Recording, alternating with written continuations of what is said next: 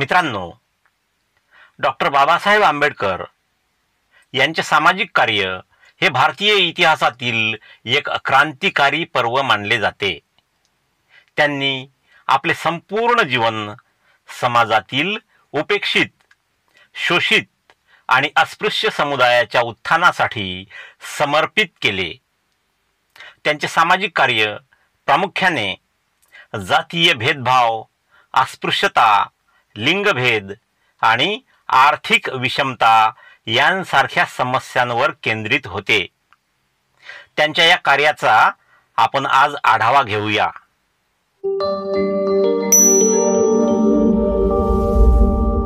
नमो बुद्धाय. जय भीम. मित्रांनो, जोशाबा या यूट्यूब चॅनलवर मी सुमेध सिरसाट आपले स्वागत करतो. मित्रांनो, डॉक्टर बाबासाहेब आंबेडकर स्वतः अस्पृश्य समाजातून आले होते आणि त्यांना लहानपणापासूनच जातीय भेदभावाचा सामना करावा लागला. त्यांनी अस्पृश्यतेच्या निर्मूलनासाठी अनेक आंदोलने आणि उपक्रम राबविले. त्यातीलच एक म्हणजे 1927 साली झालेला महाडचा सत्याग्रह. महाड येथील चवदार तळ्याच्या पाण्यासाठी अस्पृश्यांना त्या तळ्यावर प्रवेश मिळावा म्हणून बाबासाहेबांनी सत्याग्रह केला. हा सत्याग्रह अस्पृश्यांना सार्वजनिक संसाधनांवर हक्क मिळवून देण्याच्या दृष्टीने ऐतिहासिक ठरला. याच वेळी जाती व्यवस्थेला प्रोत्साहन देणारा ग्रंथ म्हणजे मनुस्मृती, या मनुस्मृतीचे बाबासाहेबांनी दहनही केले.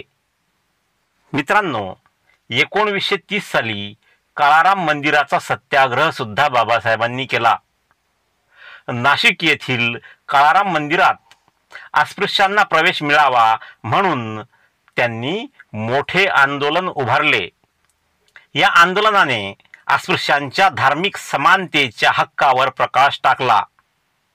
मित्रांनो, डॉक्टर बाबासाहेब आंबेडकरांनी शिक्षणाला सामाजिक परिवर्तनाचे प्रमुख साधन मानले.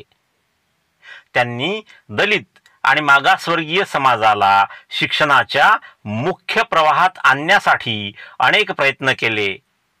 त्यांनी 1945 मध्ये पीपल्स एज्युकेशन सोसायटी स्थापन केली आणि मुंबईतील सिद्धार्थ कॉलेज तसेच औरंगाबादमधील मिलिंद कॉलेज यांसारख्या शैक्षणिक संस्था सुरू केल्या.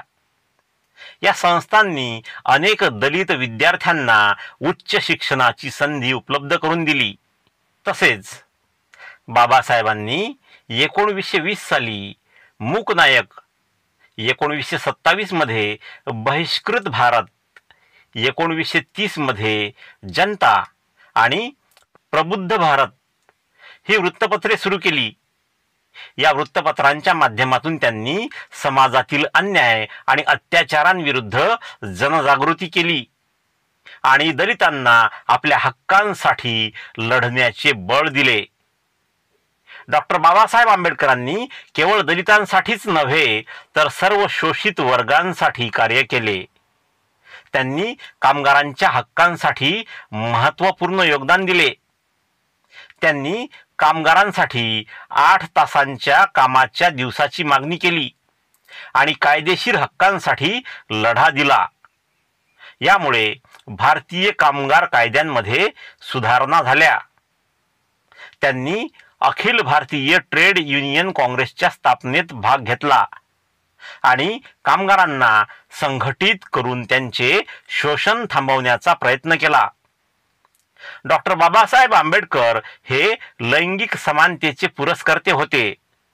त्यांनी महिलांच्या हक्कांसाठीही महत्त्वाचे कार्य केले. बाबासाहेबांनी हिंदू कोड बिलाचा मसुदा तयार केला, ज्यामध्ये महिलांना घटस्फोटाचा हक्क, मालमत्तेत समान वाटा आणि विधवा पुनर्विवाहाला मान्यता देण्याचा प्रस्ताव होता. या बिलाला प्रचंड विरोध झाला, परंतु त्यांनी महिलांच्या समानतेचा पाया घातला. बाबासाहेबांनी महिलांना शिक्षण आणि स्वातंत्र्याची गरज असल्याचे प्रतिपादन केले आणि त्यांना सामाजिक बंधनातून मुक्त करण्याचा प्रयत्न केला. डॉक्टर बाबासाहेब आंबेडकरांचे सर्वात मोठे सामाजिक योगदान म्हणजे भारतीय संविधानाची निर्मिती.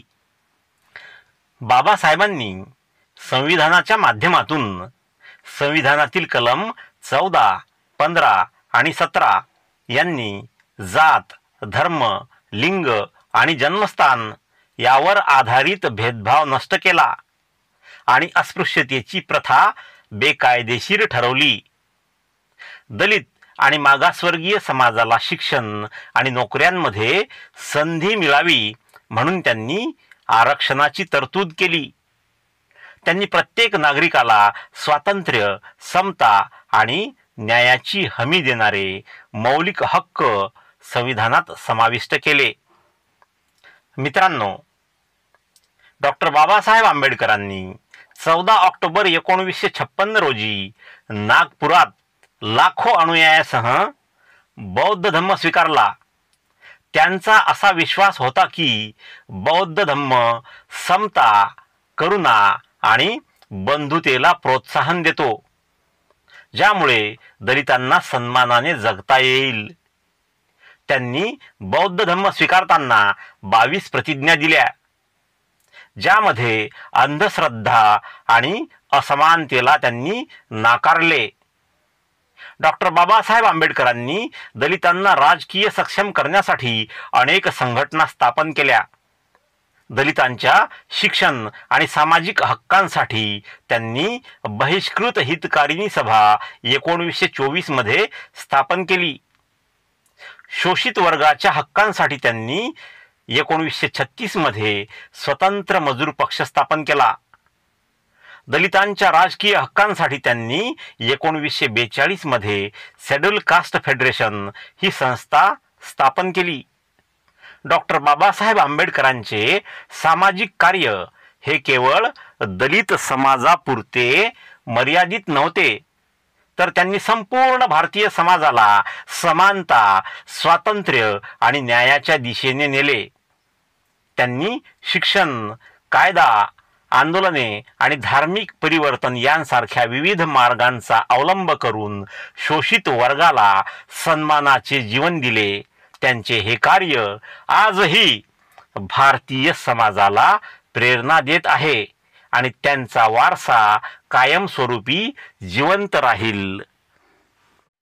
मित्रांनो, हा व्हिडिओ तुम्हाला आवडला असल्यास कृपया व्हिडिओला लाईक करा, व्हिडिओ आपल्या मित्रांमध्ये शेअर करा, तुमच्या चांगल्या चांगल्या कमेंट्स मला पाठवा आणि पहिल्यांदाच या चॅनलला भेट दिली असल्यास कृपया या चॅनलला सबस्क्राईब करा आणि बेल आयकॉनला प्रेस करून त्याला ऑल वर सेट करून ठेवा, म्हणजे मी अपलोड केलेला प्रत्येक व्हिडिओ तुमच्यापर्यंत लवकरात लवकर पोहोचेल.